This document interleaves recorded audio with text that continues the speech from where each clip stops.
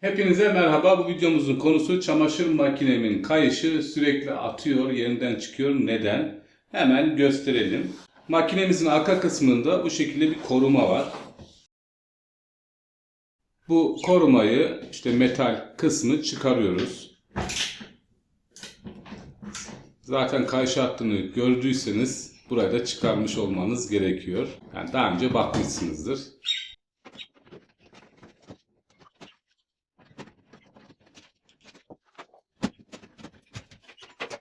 Bu kayış yerinden neden çıkar? Şimdi kayışı çıkaralım, size bir gösterelim yapısını.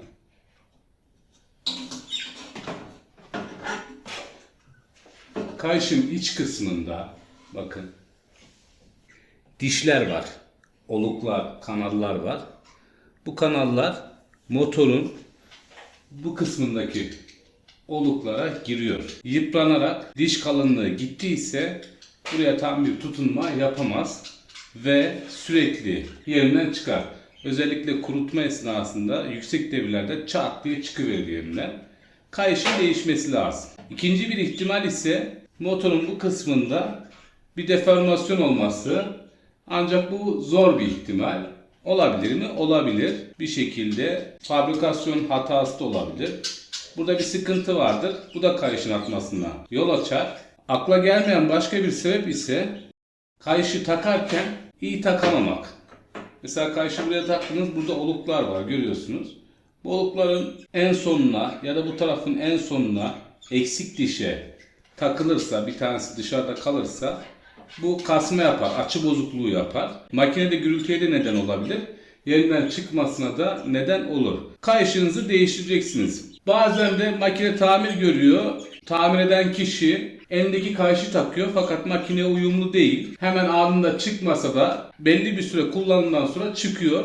O yüzden de kayışın uyumlu olup olmadığını iyice kontrol etmek lazım. Makine çalışma esnasında ve sallanırken bakın bu açı bozulmuyor. Motor zaten buraya sabit. Dolayısıyla bunun kayış çıkmasıyla pek bir alakası yok. Bu kasnak ve buradaki uyumsuzluk, kayıştaki uyumsuzluk, takıldığı yerlerdeki uyumsuzluk, buradaki bir arıza yerinden oynuyordur.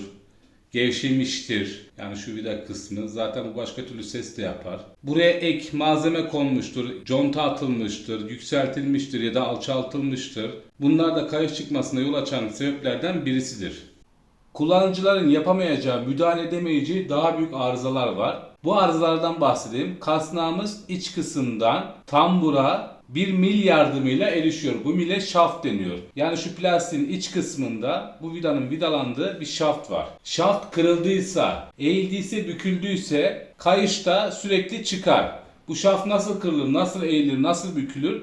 Çok fazla yük yüklemek şaftın eğilmesine, kırılmasına yol açar. Ayrıca rulmanlar var. Bu kasnağımız rulmanların içerisine dönüyor. Yine bahsettiğim gibi fazla yük rulmanların zarar görmesine yol açar. Bükülen, içi parçalanan ya da içerisine su alan, deforme olan rulmanlar zaman içerisinde işlevini yerine getiremez. Eğilir, bükülür ve yine kayışın atmasına yol açar. Amortisör sorunları da buna yol açabilir. Yani bununla ilgili çok fazla bir veri yok elimizde. Yalnız bir tarafın amortisörünün bozuk olması, makinenin yerinde hop hop hoplaması, zıplaması, bunun sonucunda burasının açısının sürekli bozularak kasnağın çıkması söz konusu olabilir. Bu gibi durumlarda çok yapabileceğiniz bir şey yok. Tamirciye gidilecek, rulman arızalıysa rulman değiştirilecek, şaft kırıldıysa, eğildiyse, büküldüyse, sıkıntılar varsa değiştirilecek. Şaft pahalı bir parça. Yani kazan kadar, tambur kadar fiyatı var diyebiliriz neredeyse. Rulman yani bilyeler ise 200-250 gibi bir fiyattan satılıyor. İşçilik kazan durumuna göre değişiyor. Biz yine kullanıcıların yapabileceği işlemlerden bahsetmeye devam edelim. Siz baktınız kanallarda sıkıntı yok, motor kısmında sıkıntı yok. Her şeyi düzgün yaptınız yine de çıkıyor. O zaman arkadaş şöyle elle iyice kontrol edin bakın. Bir yerde ufak bir hata bu arızaya, bu soruna neden olur. İyice bakacaksınız. Olmadı kayışı değiştireceksiniz. Bu kısma bakacaksınız. Burada bir sıkıntı var mı? Kasnakta bir problem var mı? Bir pürüz. Mesela eski kayış takılmıştır. Burada bir parçası kalmıştır, yapışmıştır. Oraya gelince çıkıyordur. Bu kısmı da güzelce böyle elinizle, gözünüzle kontrol edin.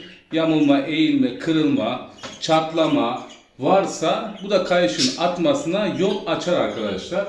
Yani bu kadar. Videoyu daha fazla uzatmak istemiyorum. Umarım işinize yarar, faydalı bir video olmuştur.